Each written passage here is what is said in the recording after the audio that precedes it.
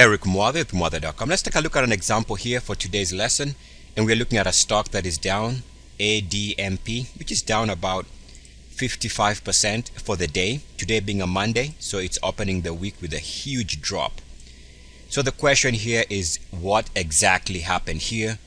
And no, it's not very easy to explain some of these things, but I can show you a way which obviously is oversimplification of the issue, but it is going back and taking a look at the long-term picture. And here we're looking at the all data monthly. So all data monthly, and I'll draw a simple line which happens to be at about 61.8.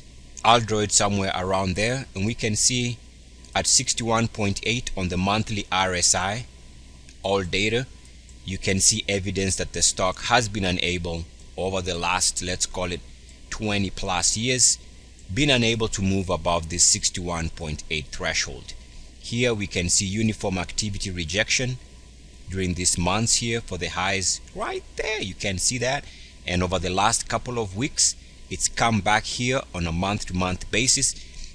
It hit the same level, which happens to be at about 61.8, and now we are seeing that it is going back to its past history, where every time it hits this layer of resistance on the monthly RSI, you see a major drop. So all this is evidence that it is good to pay attention to the long-term picture of stocks. Here's a perfect example where it's hard to explain why the stock dropped. I'll concede that, but if you take a look from a big picture point of view, you can see that the stock has always struggled when it came to these levels whenever it tried to move higher. So the same thing happened here, resistance on a monthly chart at exactly, or let's call it about 61.8.